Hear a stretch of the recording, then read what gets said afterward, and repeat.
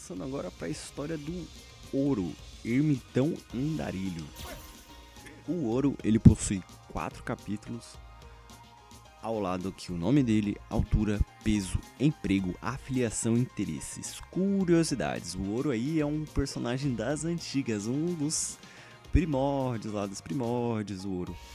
Ele veio pro Brasil para treinar e ficou pelo Brasil. Representa o Brasil, inclusive. Mas ele é um andarilho e é um cara muito forte. Ele usa só um braço para lutar, porque se ele usasse os dois ia ser muito overpower. Então é muito engraçado. E aqui especificamente em SF5, ele em um dos braços, em vez de lutar com ele atado, ele leva seu bichinho de estimação, a tartaruga dele. Que é engraçado pra caramba isso, você lutar segurando uma tartaruga. Além de ser muito forte, o bicho é apelão demais. E tem muito que saber sobre ele aí, então bora dar uma olhadinha um pouco na história dele.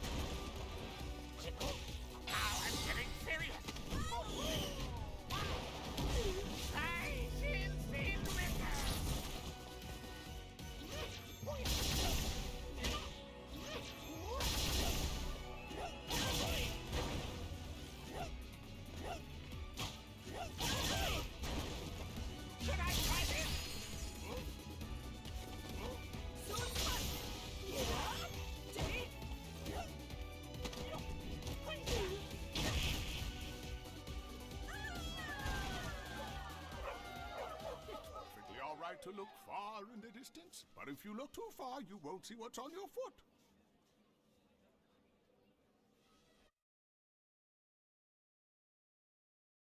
I understand. Then you are trying to search for that strange energy? Correct. After Bison was destroyed, the positive energy returned, and the world went back to normal. However, even in this tranquil atmosphere, I sense a source of disturbing energy from the one called G. To see through its true nature, I think I have no choice but to touch it directly with my soul. Now I see. That's why you were practicing against me. You wanted to try and refine your soul power. I am sorry, old master. No need to apologize. Besides, I got this nice shirt from you as a little souvenir. I am very happy that you like it. The traditional Japanese crane pattern is very chic. You have such great taste.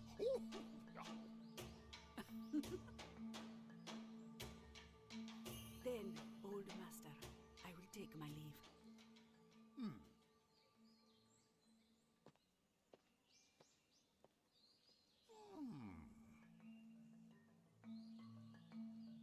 Did you see that, Yamasen? She must be in love with me. Ah, if this could only have happened a century earlier.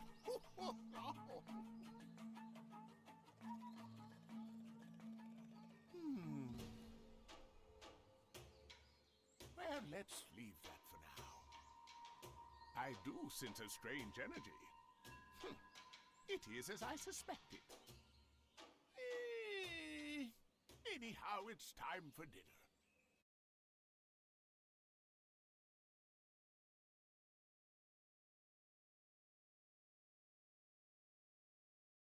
Hello! I thought we might have a meal together. Welcome, old master. You came all this way just to share a meal? Well, perhaps we could have a little talk while the curry is simmering. Let me pose a question to you. What happens when evil ambition drives the world to the brink of destruction? Bison, I can only assume you are talking about him. However, that man no longer exists. Am I right?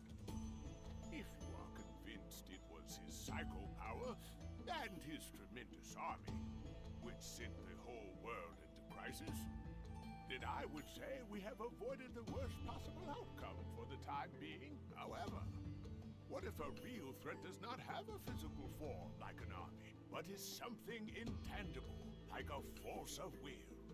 What if it is his dark ambition itself and is trying to swallow the entire world?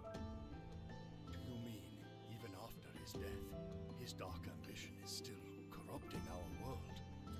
That is difficult for me to imagine. Then please, allow me to surmise.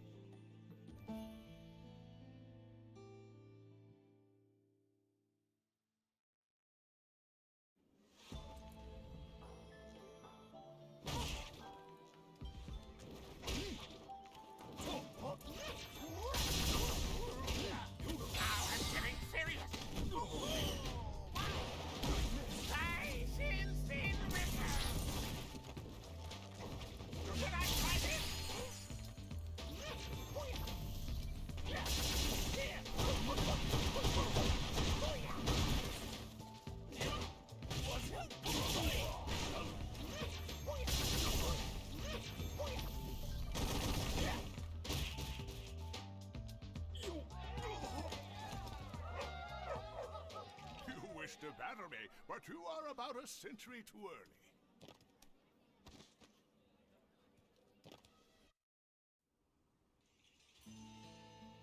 I didn't expect that. Old Master, you are most unpredictable.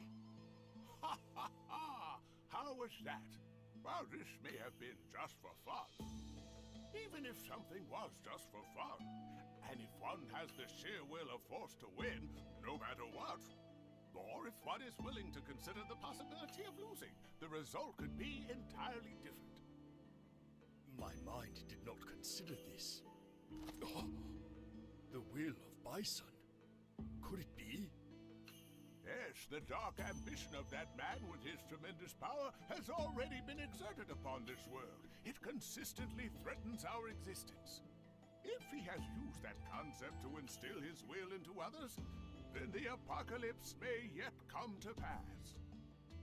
So you're saying, even after Bison's death, we still can't stop the world from moving towards destruction? Sadly, yes. And that, my dear friend, may be the true nature of psychopower. Corrupt and control people's minds. It is indeed quite disturbing. In that case, how do we avert that which is inevitable? Well, firstly, you could start with a pessimistic attitude. Consider this. If such a powerful force of will could threaten the entire world, then those people, in the right state of mind, may have the power to save it instead. What is strength? Most who seek it end up vying for domination or destruction. Such things are a natural consequence, but they are ultimately meaningless. To overwhelm, subjugate, or even kill those who oppose you is but one interpretation of strength. However, if one's mind were free from such desires, and they sought out strength purely for its own sake, if a human with such a clear and unselfish state of mind does indeed exist, then that person could prevent the impending apocalypse, but only that person with that kind of strength.